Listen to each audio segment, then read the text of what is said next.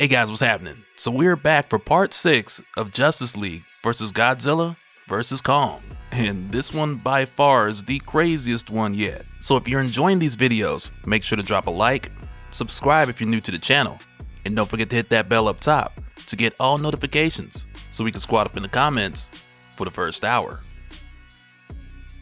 Alright, so coming back, we pick up 10 days after the Titans have shown up, to where now at the Watchtower, the heroes have come together to lay out all the information they have and discuss the current state of things. So to start this out, Cyborg tells everyone here, I wish I could say the worst is behind us, but the data tells us our troubles are just beginning. Superman is down, Supergirl is missing, and Shazam is likely a hostage of the Legion of Doom. We are no closer to finding Toyman in the Dreamstone than we were a week ago. So in the middle of this, Aquaman just jumps in like, it ain't all bad news. So he tells everyone, the Atlantis dome repair and reinforcement is almost complete. We'll be ready for another attack. And I mean, when he says this, I don't think it's supposed to be portrayed like no one really cares. But because of the way that Cyborg just goes on to continue what he was saying before that, it just comes off like nobody cares about the sunroof on Aquaman City. And I don't blame him. Like, man, your city is kept inside of an upside down underwater fishbowl. Let that sink in. Pun intended.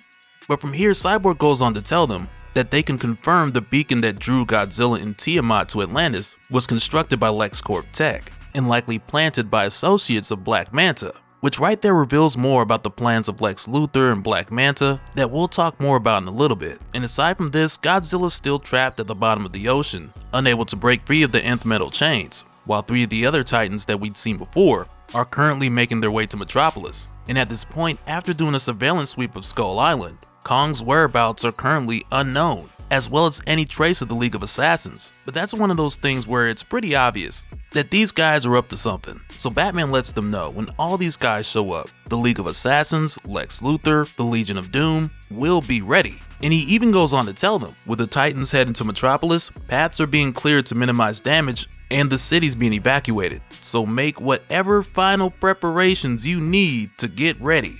We make our stand in Centennial Park. So for a moment here, we see Batman go over to Superman and Lois. And Nightwing is just like, I can't believe it. This is Superman. He's the safety net for all of us, for the whole world. And Batman tells him, Superman was caught off guard protecting Shazam. It can happen to anyone. But as Cyborg and Flash make their way over to tell Batman that Batgirl called in and they're ready, Batman just tells him, I'll meet you there. And just seconds later, in the blink of an eye, Superman is gone.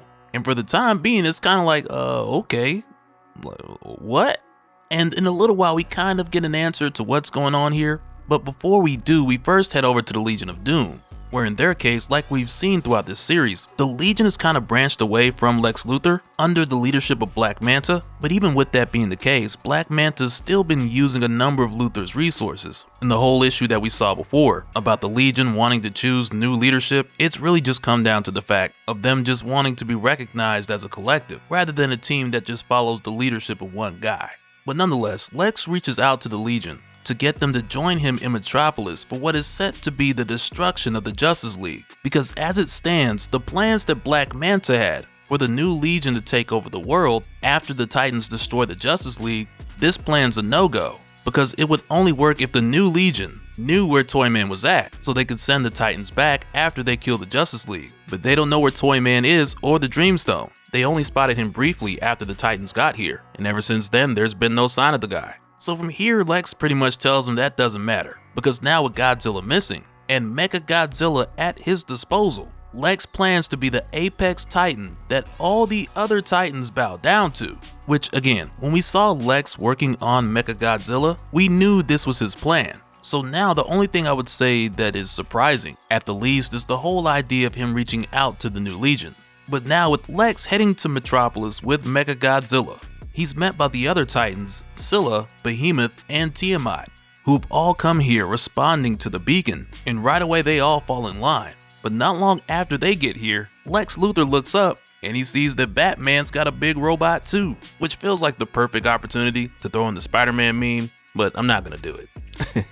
And it's kind of funny because Lex just looks at this like, of course, Batman's got his own giant robot. And it has Lex wondering like, man, how did you build this thing so fast? Because like we saw for Lex, he already had a lot of the parts laying around. Because prior to all this, he was already working on Project Atlas. However, Batman on the other hand, even though he had this thing built in the cave with a bunch of scraps, to Lex that still doesn't explain how he's able to put this together so quickly. So all Batman tells him right now is that it was a team effort, though I mean, truth be told, we know Batman was running a superhero sweatshop out here, which is really why he don't want to share the details. So from here, Batman and Lex Luthor, they go head to head, while the rest of the heroes take on the Titans. And as they do, you got Aquaman going up against Tiamat, Wonder Woman and Donna Troy going against Behemoth, while the Green Lanterns come together to form the Green Lantern Robo, which I'm just gonna call the Green Lantern Gundam, because I mean, let's be honest, what we looking at here? Because you can't tell me that these lanterns aren't either Gundam fans or Robotech fans. Like, I see the inspiration, but it doesn't stop there, because next Damian and Jason come through, as well as the New Legion, but they're on the ground, so Nightwing and some of the other Titans, they go handle them. But because Aquaman is struggling at the moment with Tiamat, Damian and Jason circle back around to help, and as soon as they do, their Batjet transforms like, and now they've got a robot. And I mean, it is a smaller one, but still, it gives them enough of an edge to help out the other heroes who are doing what they can to take on the rest of these Titans. But in the middle of this, a red streak comes soaring through, because now Supergirl's made her way here with King Kong and Gorilla Grodd. Because like we saw before, Grodd's controlling Supergirl with the help of his kryptonite horn, and because King Kong will follow Supergirl anywhere, this also gives Grodd a way to control King Kong. And now that they're here, things get ugly rather quickly, because right away when King Kong goes for the Green Lantern Gundam, it's an obvious mismatch, and I can just imagine Lantern fans are losing it right now. Because when the Green Gundam throws a punch, Kong just catches it, only to then rip their arm off and slam it on the ground, which now reveals to us that Guy Gardner was the Lantern who produced the left arm of the Gundam, and he's shaken up right now. But before Guy can get back to the others, he looks up and he sees Grodd's army along with the Legion, and the other Lanterns are like, get back up here, we need you. But instead of heading back up there, Guy is like, I'm gonna handle these monkeys real quick, which I mean sounds like some tough talk, but it doesn't even get close to that, because Gorilla Grodd just jumps up and curb stomps the top half of this man's body, which definitely killed him, for anybody who was wondering. Because I ain't gonna front, when I first read this, I was like, if I turn this page and this man is still alive, I'd have just been like, that's the most unbelievable thing I've seen this whole series. And yes, I said this whole series, Titans, Transformers, Gundams, and everything. So yeah, Guy Gardner, he's gone. And just after that, Kong destroys the Jolly Rancher Gundam, exposing the rest of the Lanterns, to where now Grodd just tells everybody else to do to them what he just did to Guy. But before it even gets to that,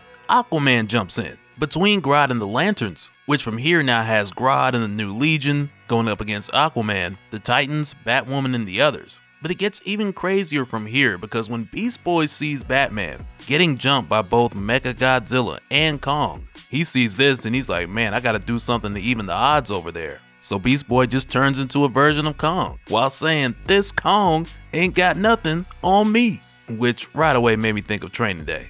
Let me know if any of you had the same reaction. But this matchup doesn't go for long, because Beast Boy's taken out rather quickly, because as soon as he takes a hit from Supergirl, his body's like, nah, we not doing this, and it forces him to go back down to his regular size. So now with the heroes knowing that they've got to stop Supergirl, because if left unchecked, she's just going to take the heroes out one by one. So Green Arrow, he attempts to shoot the horn off of Grodd's head, only for Grodd to turn around and catch the arrow, because when you're leading an army and wearing a gold helmet, you gotta look out for these things. But even though this didn't work, it ends up creating the opportunity for Jason Todd to shoot Grodd's helmet off of his head. And Damian even tells him here like, hey Jason, great shot. Though I imagine Damian wouldn't have been mad if Jason went for the kill shot. Just saying. But now with Grodd no longer having control over Supergirl, she tells King Kong that they're helping the wrong people, and Kong just gives her this look like, I mean, baby, I was just doing whatever you wanted to do. But right after this, just when you think things are about to calm down a little bit, Wonder Woman lets the others know that they've got more company coming. And that company is none other than the League of Assassins Super Skullcrawler, who's made its way here fresh out of the Lazarus Pit, with a ton of other regular-sized Skullcrawlers that are still huge in their own right. So yeah, they're just gonna have to throw this whole city away when they're done. And from here we go over to a bright object shooting across the sky, just before it plunges into the water, right above Godzilla. where it's followed by a voice that says, "Godzilla, we have unfinished business," as we see that this voice is none other than Superman. And right here, I can't help but to think, like, dang, Superman, how you just gonna wake up and not even say nothing to your girl? Cause as it seems right now, the first thing that was on Superman's mind as soon as he woke up was getting his lick back. And so now real quick, I want to give a special shout out to all the patrons. Thank you guys for all of your support. And for anyone who's new here, who wants more information on how to support the channel, I got a link below where you can go to patreon.com/dopespill. But that'll do it for this one, guys. Let me know your thoughts down in the comments below, and we'll do it again on the next one. Alright, later.